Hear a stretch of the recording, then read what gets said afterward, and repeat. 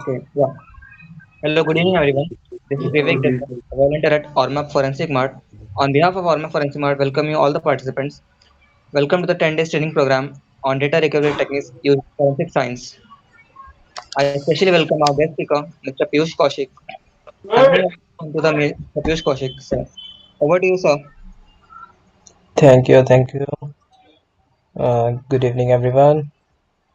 Hope you all are enjoying the day. So let's get started. I think my screen will be visible now.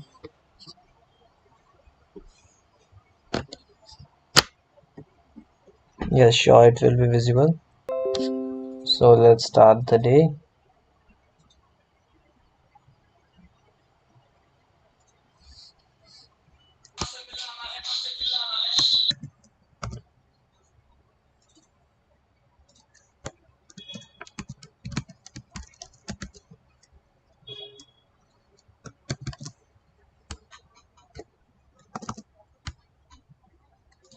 Okay, so we were on imaging yesterday. I have told you the theory of imaging, and we were on the practical. I have given the homework of practical. If anybody has tried or got any type of sort of problem, you can come up, or else I should continue the with the practical.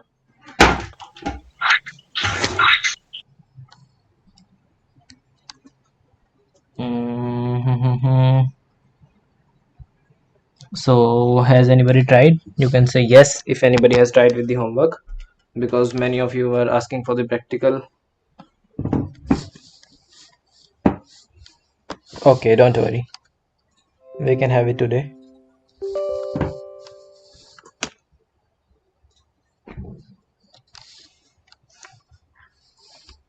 So, this is FTK version 4.3.1.1, and the latest version is 4.5. I think I have given you the link also. Okay, I have not given, I have shown you that how to get it for free because it is open source.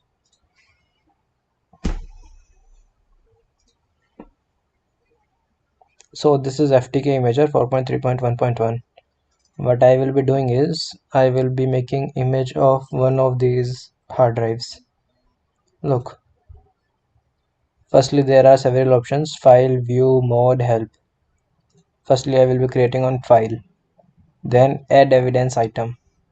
You can add many evidence items at once also. Physical drive, logical drive, image file, or contents of a folder. But if you choose this option, see,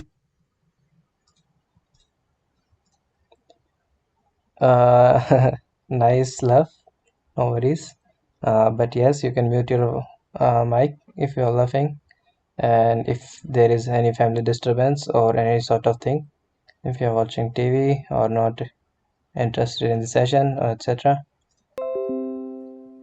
Okay, so here you can clearly see here is a message written: logical file level analysis only, exclude deleted, unallocated, etc.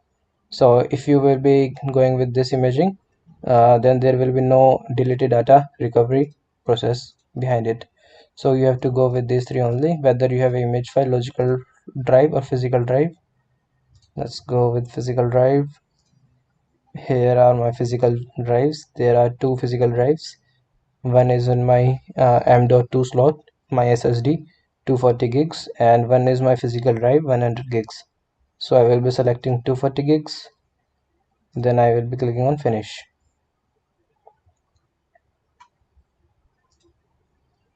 So it has generated the hex values. So you have to just click on file, then you have to create on export disk image, then everything is done. Now you just have to select the destination where you want to save the, you can say, image file. These are the formats: raw format, smart, E01, AF.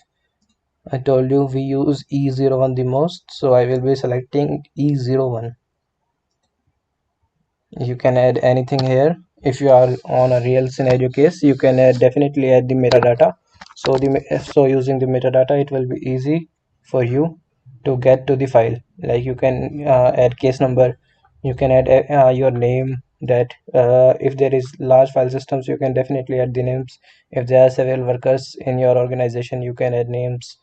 Special notes that if the file is destroyed or unallocated space, or you can add maybe deleted data can be found, something like that. So 1, 2, 3, evidence number 4, 5, 6.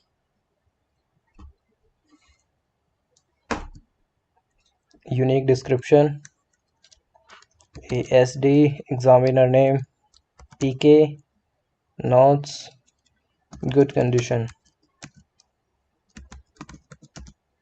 So just click on next.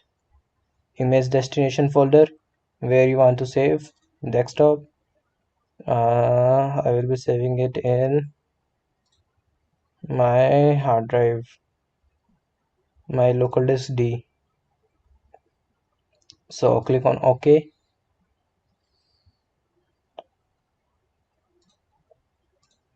Then you have to type the name, excluding extension. You don't have to type the extension because you already have selected it as E01. You can type any name like testing. So then you just have to click on finish. Password ASD, password ASD, ASD. Okay. Okay, so now you can see there the option has started for start. Now I can just click on start and see disk imaging is start. So this is the process of imaging, how imaging gets started. If there is any question regarding this, how the process is working, you can have it in the chat. I can show you the demonstration again. There's no problem with me to show you again, because I want all of you to gain something from the sessions. So this is how imaging works.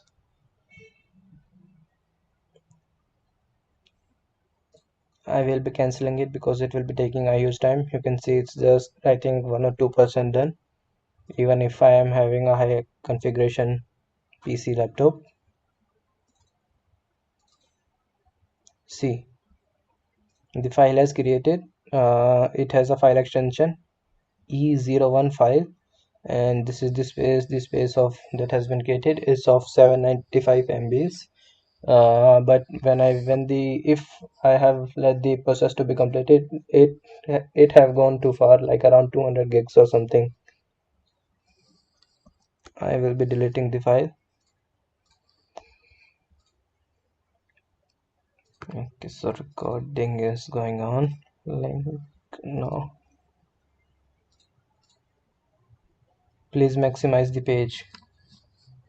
Which page? I think I have fully maximized my windows. Okay, this page.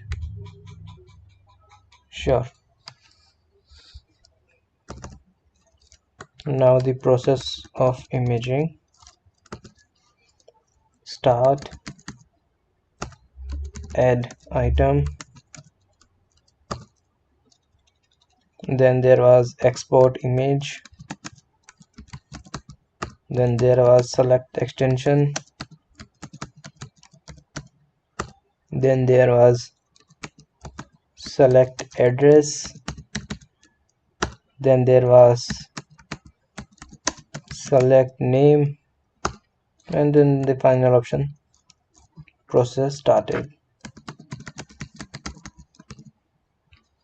So the imaging part is done. Now we will be moving on to the hashing part.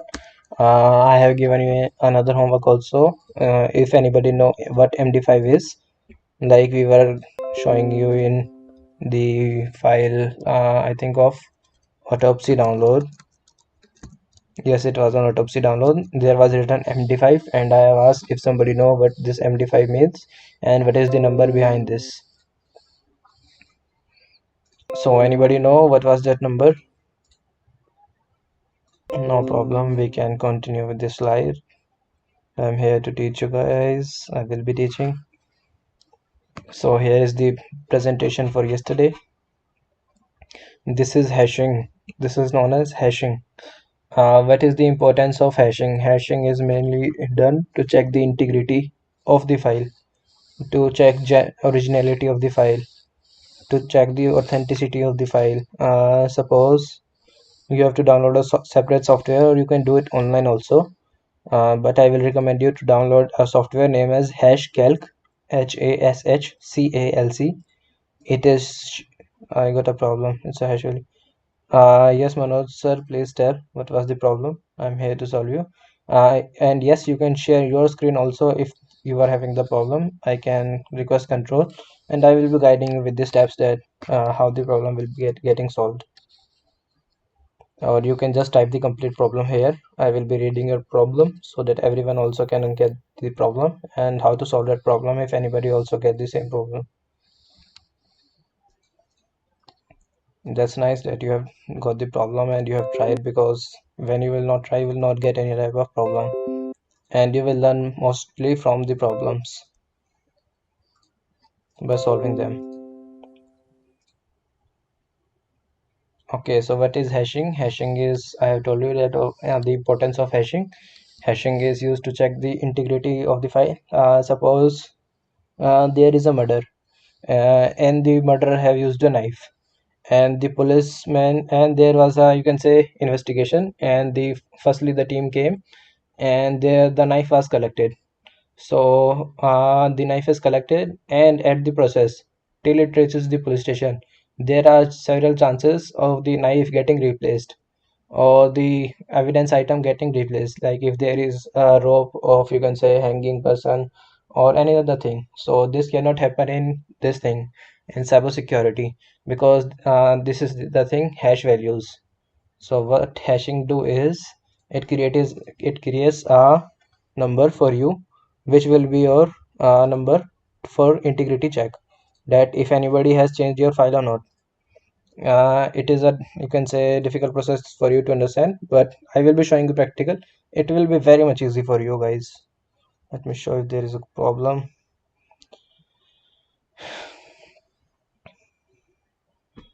In log file device, serial number was shown.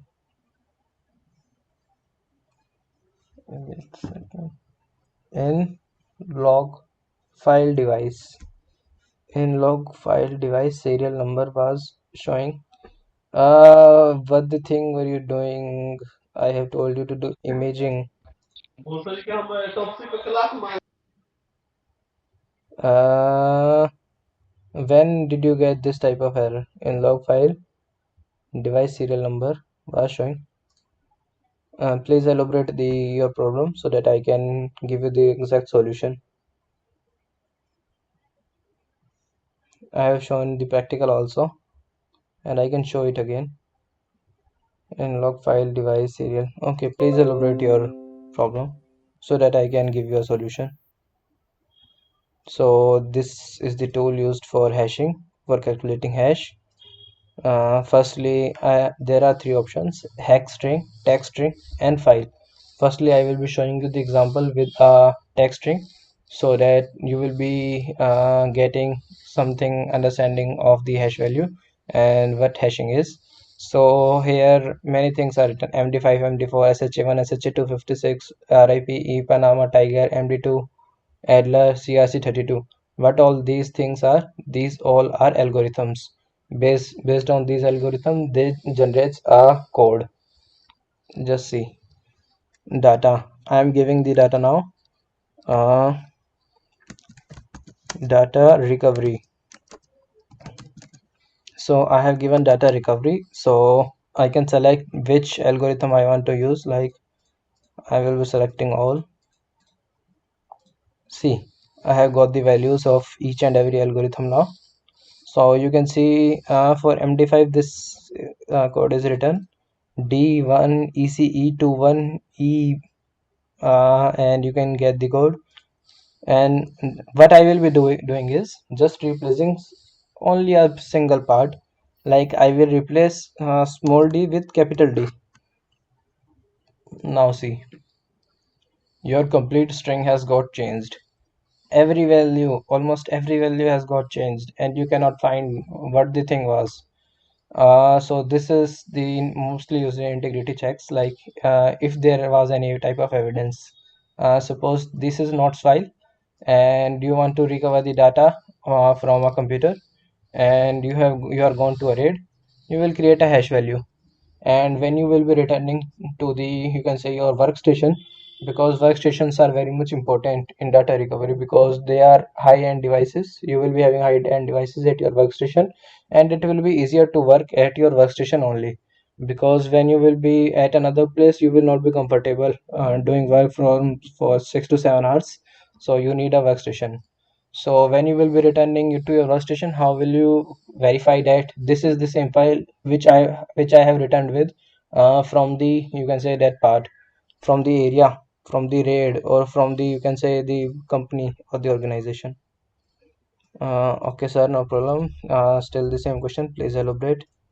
I didn't get where the problem was there. So let me just show you with an example of nodes. Now I'm selecting a file. See, I have selected a file, and the same way, with the same algorithm, there is a separate string for that. And if I check, if I replace anything with this file, this number will be changed. So what investigators do, what data recovery experts do? Okay, where are our notes? They first go to the area where they are called for data recovery. Like suppose I have been called at Delhi Ministry of Electronics for data recovery. I will go there. I will create image of their complete system, whether it is 100 TB, okay, 10 TB, 5 TB, 100 gigs, 4 gigs, or something like that.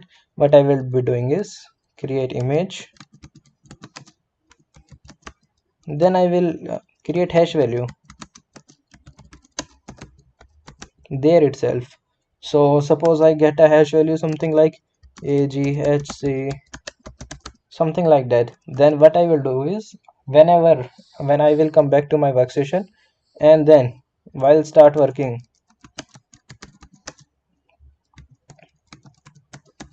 I will be comparing the hash value. That if the hash value is same, means I will be working on the same file, and there are no any type of modification, and this is the exact same file what I have taken from that Ministry of Electronics. And if it is changed, so there can be many scenario that if the file is modified, or somebody has modified the file, or some criminal or some your insider people have changed the file, or many things can happen, but you are definitely sure if this is changed, that your file is modified and something is fishy in the system. So that's why hash values are used. Now I think everybody got to understand what hash value is.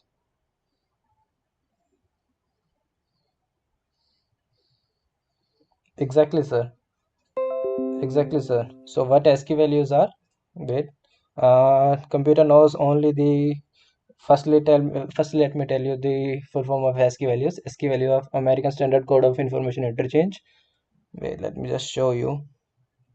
I speak a bit faster when the domain is mine. So this is the table. You can get the table.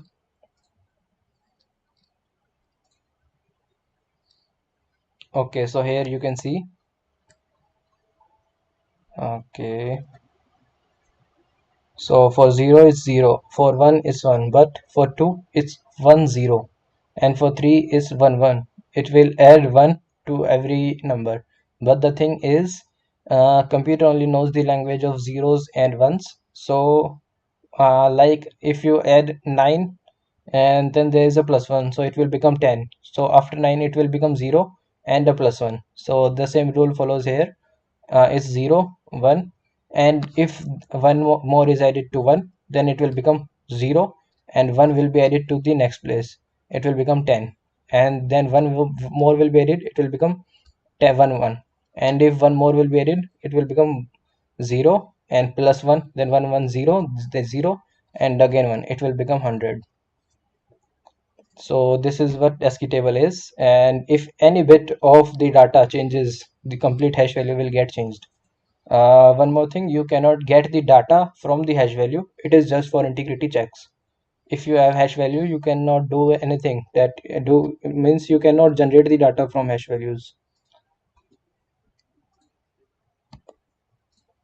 Hash value is totally based on encryption and decryption. Hash value is based on cryptography.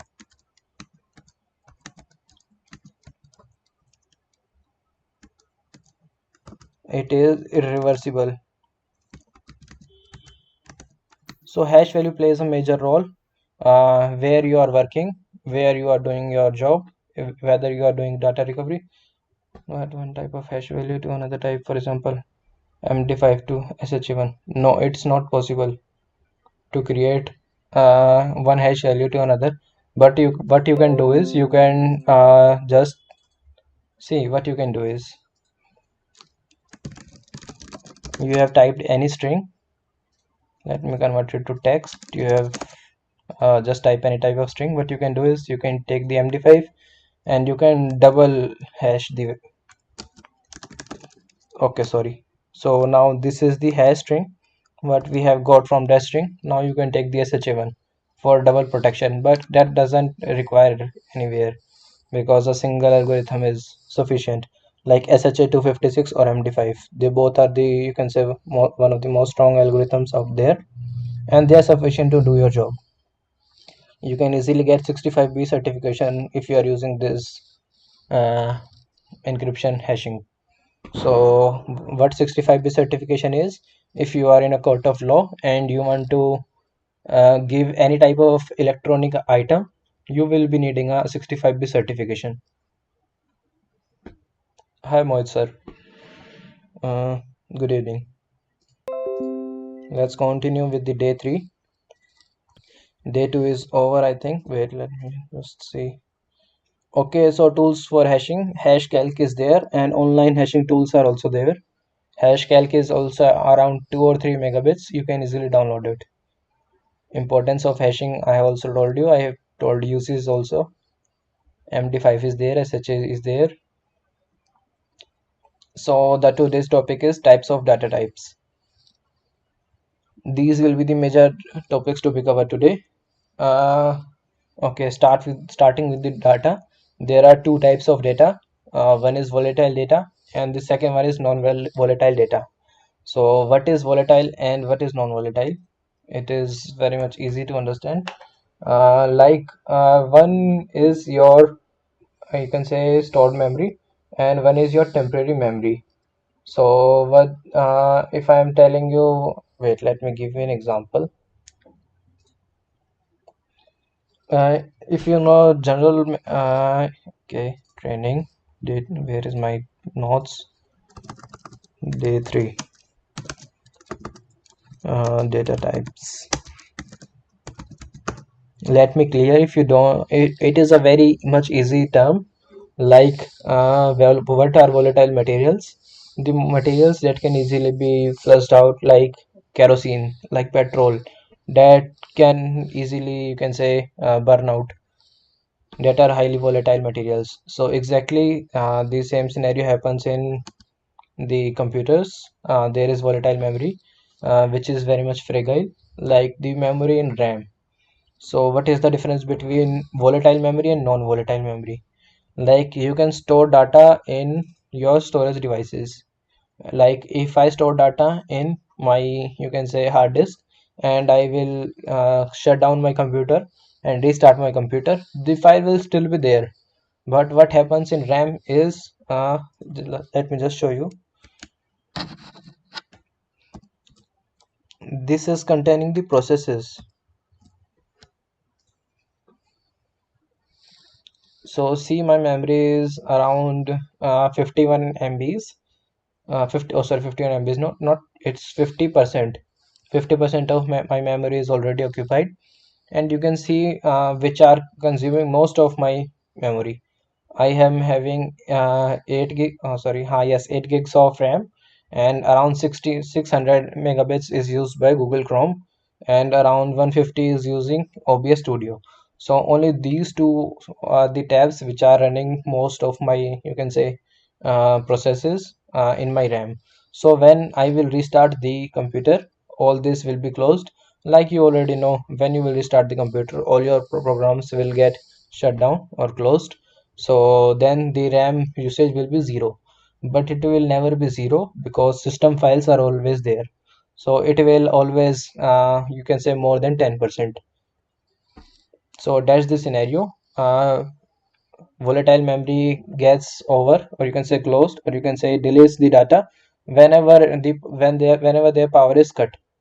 Like if you talk about computer, if you directly if you just shut down the your, you can say, uh, your device, your memory will get flushed and your memory will get to zero.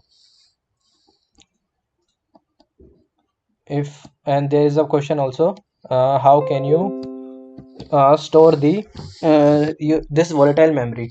So for this method there is a separate process. What you can do for storing volatile memory is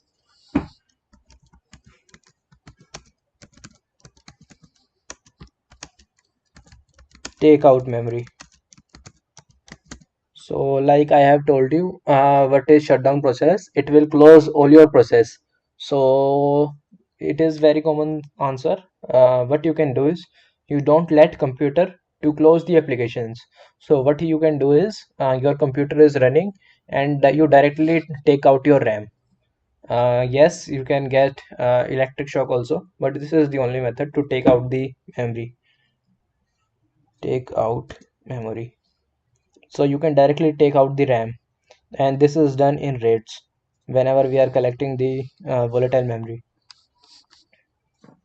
There are softwares also, but I have told you you cannot install any type of software because that will change the hash value if you have done imaging, or it can modify any of the other files also.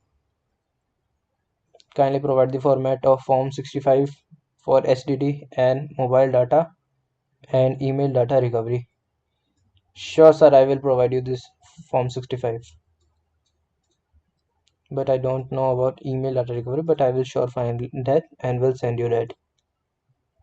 But 65B certificate not needed for FSL report. It is, yes, it is not. 65B certification is not needed for FSL report. I don't know about FSL report, but it is needed in court of law. When judge will ask about the authenticity of the, you can say, your evidence, then 65B certification will come into the action to prove the authenticity of your evidence, electronic evidence. Can we recover the data from HDD? Is Can we data from HDD environment is not working? Sir, don't worry. I will cover every aspect of HDD in HDD forensics. I think it's on day 5. HDD is on day 6. Okay. So no problem, because I will be starting with the basics, because if I just can we do just give me a second, only a second. I'm getting an important call. Hello. दूसरी बात करें. हाँ जी, जल्दी बोलिए sir. अच्छा, sorry sir. Yes sir. अभी इस बस एक कॉल आएगा माइक्रोसॉफ्ट से 5 मिनट बाद. अच्छा sir, actually yes sir. Verify करना है 224466. Yes sir. डैम है इसकी प्रेस कीजिएगा, ठीक है. सर दोबारा बताना क्या प्रेस करना है. अभी फोन पिक करना है, पिक करने के बाद वेरीफाई करना है 224466. 224466. अभी नहीं, अभी जब कॉल आएगा तब. हाँ, मैं स्टोर करके रखा हूँ ना, 224466. और लास्ट में हैश की प्रेस कीजिएगा. Okay okay okay okay.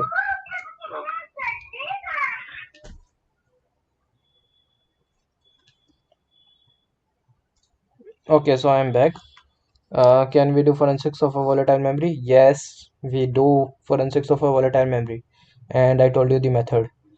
Yes, sir. I will definitely show you with an example if it is done, if it is not done, because the basics are very much important. Don't worry, I will cover every aspect. Don't worry, don't worry. Let me clear the basics first of the, you can say, beginners. If they don't know what is hash value, if they don't know what are data types, how will they perform these type of things that you are already on? What is volatile memory? What is non-volatile memory?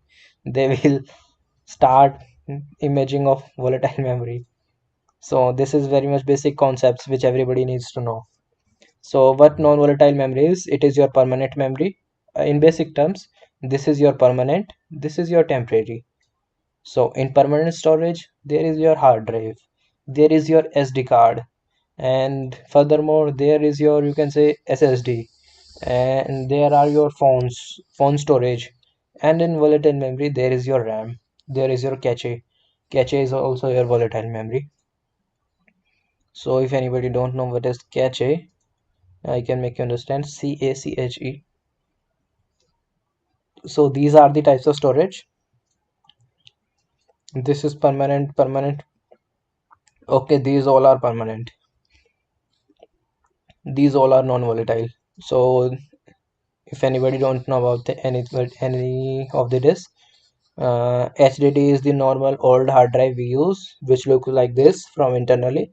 SSD is your solid state drive, which do not consist any of the moving part. And then there is a cloud storage also. If you talk about cloud is nothing, is just a computer in any other part of the world which will be running for you. Okay. So then there is USB is the small storage, like USB sticks you will be having at your home. Then there is floppy disk, the, you can say, wait a second, I have got a call from Microsoft. These guys, you can come up with the questions. Thank you for using Microsoft sign-in verification system. Please enter your PIN followed by the pound key to finish your verification. If you do not initiate this verification, someone may be trying to access your account. Please press 0 pound to submit a fraud alert. This will notify your company's IT team. Your sign-in was successfully verified. Goodbye. Okay, I'm back. So there was a verification call from Microsoft. Okay, so SD card, you all know, the memory card you all say, and this is also of different speeds. Firstly, there was classes in SD card, class 1, 2, 3, 4, 5, 6, 7, 8, 9, 10, and then there was something lightning speed called UHS, UHS1, UHS2, UHS3. I have UHS3 card also, UHS1 code also. The basic difference between speed is because speed is very much necessary whenever you will be working on high speeds. Like if you are recording a 4K video, you cannot record it on a class 8 or a class 5 SD card. If you are recording a 4K video in 60 fps, you cannot even record it in class 10. You will be needing it's a UHS1, UHS2, UHS3 card. So this is the difference between SD cards, and the color will also matter. You can already see the different types of SD cards in market: red color, gray color, black color. So CD DVDs are almost gone, floppies are gone from a long while. Is there any question? I have told you to. Nikhil, can we do forensics? Sir, sure, I can show you the, but it will be out of my scope, out of my training area. I can show you personally. I will be sending a video to you. How can you do forensics of a volatile memory? No problem in that. Or else I can make a training also on forensicating our volatile memory, where I can show you the cache analysis. Okay, so now let's coming forward. What is data type? So every file has a data type. Like there is image will be having JPG, JPEG, PNG, and there are a lot. Similarly with video, you can have MP4, W, AVI, or you can say FLV, and there are much more. Same with the executable files. FIL. Oh no, bad at spellings. Executable files. What are executable files? Like your exe softwares, DLL files, and your many other files also. Like you can make executable files also. That's very much easy if you don't know. So these are executable files, and there are a lot of file formats also, and file types also. Like for audio there are MP3, and for doc there is DOC, DOCX, PPT, PDF, RAR, GIF, Java, Zip, and there are a lot, and you will also be knowing, but it is very much important to know. And how can you find it? I will be taking the practical in the end of the today's session. Because it is very much important. Like if you recover the data, and sometimes what happens is the extension gets deleted or it's get corrupted, so you need to find out what type of file that was, so you can find you so you need to know the file types, that how much file types are there. Like if there is something like js, you should know that it is an extension and it is a js file. Like if it is having a pdf format, pdf, you should know that pdf is something that can contain data, so you can change the extension to pdf and you can check it back again. Or and it similarly like works like this. Or okay, I will show you with an example, you will be easily clear. Whew. Okay, so what is metadata? I have already told you, metadata is that data of the data. Like there is so much of data, like there is a doc file of 500 megabits, but there will be a data of that data also, like date of creation, name of the file, date of modification, or you can say the size of the file. The size of the file will also be in metadata, like 500 megabits, from which system it has been created. So this is the data of the data. I already told you. If you don't understand what is metadata, you can type it. I can show you again. Any more questions? Okay, moving forward. So this is file systems. So this is a hectic topic. Don't worry, I will make you understand. There will be several new words coming in front of you now. FAT, I think most of you will know. FAT32, FFS, File 11, HFS, HFS plus. Okay. These are for VM. Oh, sorry, Mac OS. This is for VMS, and these are for Windows. So what happens is, whenever they launch a file system, they name it, and after naming the file system, when there is any type of major upgrade, they changes the name. So firstly there was fat, then the time came fat32, then the time changed, and there was a more secured system that called ntfs. Yes. Okay, so same with the HFS and HFS plus, like it is the older one and it is the newer one with the more efficiency and more, you can say, uh, okay. Okay, so these all are for Linux: ext, ext2, ext3, ext4, and similarly with these. So what is the basic difference for FAT and NTFS? I have pasted this table to make you understand what are these file types. These files are like it. The full form of FAT is file allocation table, and it is new technology file system. So even the name suggests what will be the difference. Just concentrate on bottom three. Does not support large file names. Support large file names. Does not support large storage media. Supports large storage media. Does not support file recovery. Supports system recovery. Okay, it is system recovery, not file recovery. So these are the popular Linux file systems: ext, ext2, and ext3.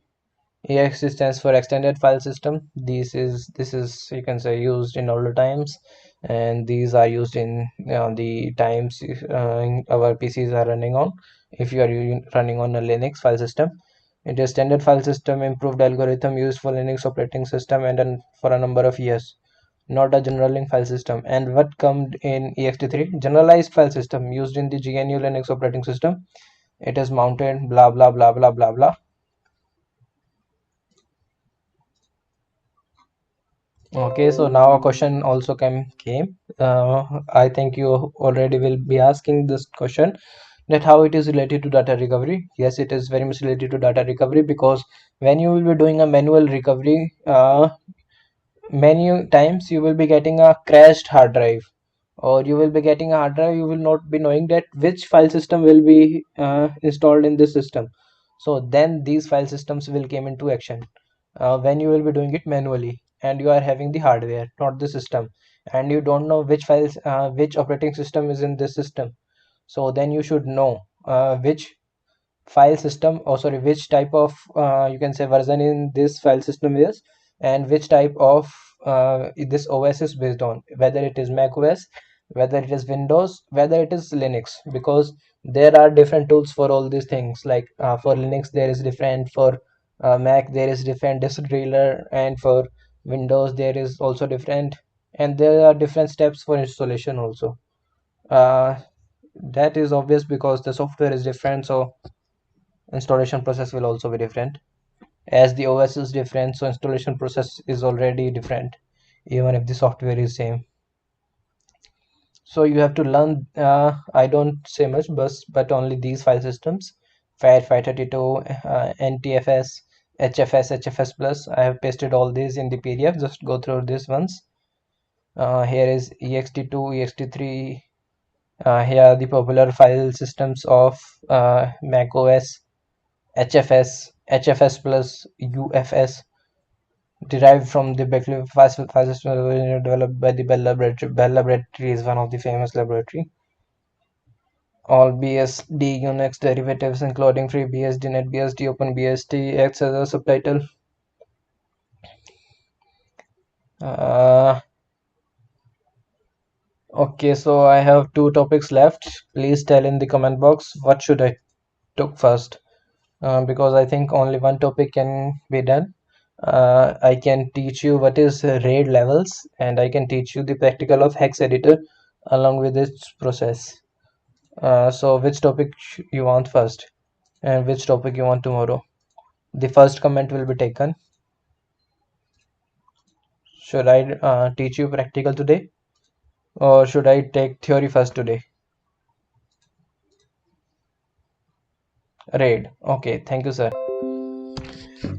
Oof, okay, wait, let me just sit. Uh, these pillows. Okay, okay, I'm ready. So what is RAID? It is a redundant array of independent disk. It is the file storing methods. So file storing methods will also play a major role in data recovery.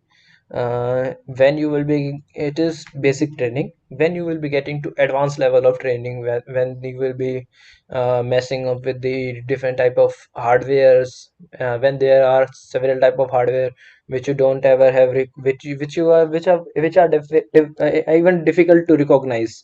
Like you cannot recognize which type of hardware is this. So then this will come RAID levels. What RAID levels will do is RAID level will teach you that how the data is stored in a disk. So you can see the different types of RAID levels: RAID 0, 1, 3, 5, 6, 0, 1, 1, 0, 30, 50. So first is single disk: RAID 0, 1, 3, 5, 6, 0, 1, 1 plus 0, 3, 0, 5, 0. Any question? Okay, sir, very nice. So this is the file capacity, that how much file capacity can be used, or how much file capacity by using that RAID you can gain. That it will also be dependent on your usage, that which RAID level is used by you, and which type of RAID level your PC system or laptop is using. So it is fixed 100%, excellent 100%, moderate 50%. I will show you why it is using moderate 50%. You can only use 50% of the total disk usage, or sorry, disk usage, your storage. Or you can use only 50% of your storage in RAID 1, and it is good, very good, moderate 50%, moderate 50%, good, very good, good, very good. So when it comes to large data transfers, good, very good, all this. Okay, so now there a special word come, MTBF. So what this MTBF means is mean time between failure. Okay, I think you everybody got this in a single go. Mean time between failure. So what is this is, it is the time that is calculated between the two failures. So the mean is calculated. So that is the mean time. So it should be excellent, but in this it is poor. Single drive mean time failure. Okay, so what this means is, single drive Mean time, oh sorry, mean time between failure is, even if a single try fails, eventually the disk will fail. So let me take you to the Google RAID levels. You will get to know by diagrams easily. Is it having diagrams? Okay, it is having only 4 diagrams, but you will get to know all the theory even in. Okay, I will see if there are more. 0, 1, 5, 6 pre-pressure. Okay, the previous one was also good. Okay, let's start. So types of RAID. First of all, is there any type of full form? Okay, redundancy. Okay, developers RAID designed to improve redundancy and the performance. It is used for improvement in performance. So this is RAID 0. Okay, so what the system is doing, it is storing the data into this. It is called a data stripping. Block 1, block 2 hit this side, block 3 this side, block 4, block 5, block 6, block 7, block 8. I think I have chosen the wrong topic because it is the last topic if I told you in detail. Don't worry, I will teach you the basics. What is mirroring? What you will be doing in mirroring is, you will be taking only a single disk and you will be creating a mirror of that same image in the another file, in the another disk. So here is disk 1, disk block 1, block 2, block 2, block 3, block 3, block 4, block 4. So here are advantages and disadvantages also. Like the advantage of the stripping can be, RAID 0 can be, you can use 100% of your disk, but it is totally different in RAID 1. The advantage in RAID 1 can be, even if this disk fails, you can have all the data in disk 2. But what will be the disadvantage? All you can use only 50% of your data, because in rest 50% the copy will be there. Like if you are having 100 gigs of data and also 100 gigs of drive, you can only use 50%, because in rest 50% there will be a copy of first 50%. So now you can easily understand why this was written moderate 50%, because on the other 50% the copy of the first 50% will be there. So now you can easily understand. So okay, there is RAID 5, there is no RAID 0 plus 1, 1 plus 0. Okay, so there is only parity checks. See, here is parity, parity, block parity, block parity. Even if a single device gets failed, you will be having all the data with you. In this, in RAID 6 there is dual parity, I think.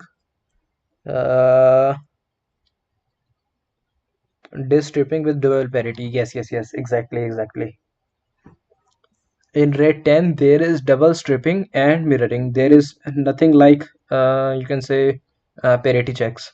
So what is happening in RAID 10 is, you can easily see, first they are creating a mirror and they are doing a stripping.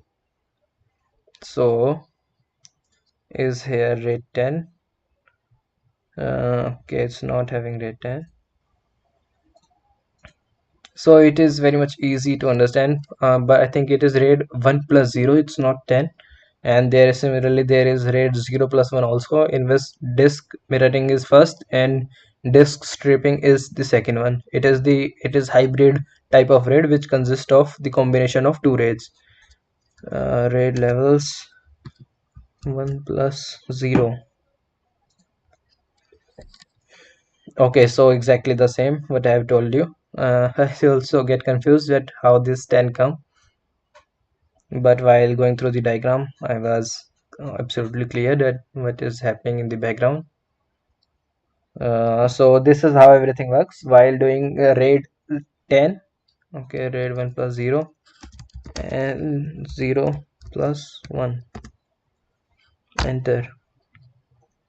Nested RAID levels. Okay, nice. So here you can see A1, A2, A3, A4, A5, A6, and then there is A1, A2, A3, A4, A5, A6, A7, A8. Firstly, there is stripping, half of data in this, half of data in this, and the exact copy of this whole data in another form. And in this, firstly there is mirroring, data, and then there is stripping. So this is how RAID level works. Now you can read about the different types of RAID. There are many type of RAID levels. You can go them in detail. I have told you the usage of the RAID levels. uh, RAID levels, you will get the basic from RAID 0, 1, 1 plus 0, and 0 plus 1. If you want to learn basics, these four are sufficient. And if you are going with advanced, you should learn all the RAID levels that are in the table. You can get it from the presentation, don't worry about that. Why RAID more important in forensics? RAID is much more important in data. Like I have told you, that if you are having a hardware and you don't know what hardware is in front of me and how to recover data from this, you should have knowledge of the RAID. Like if you find out that this is the RAID level 1 plus 0, so you know that the data is mirrored, so you can find out the different file extensions, oh sorry, different file addresses. So you can get the other 50% if the first 50% of the data is corrupted. So this is the usage, and you can use it for you. So this is the loophole the your criminal can get, because it is definitely used that if a single disk is failed, the other 50% data can come in action, and you can use it for yourself. Like if 50% disk has been corrupted, so you can use this next 50% of the data if the has been corrupted or damaged or something like that. So you can use that thing. Good, very good, good in capacity. Yes sir, I have just told that. What is this thing, capacity? Okay, it's 8:28. Get up with your questions. I will be solving your questions for next 10 minutes. So yes, now you can get clarity for capacity, because RAID 1, 0 plus 1 and 1 plus 0 are using the mirroring technology. Like they are creating the exact same image. So you can use only 50%, because if there is 50%, you need 102% of the storage, which is eventually impossible. So I'm stopping the recording.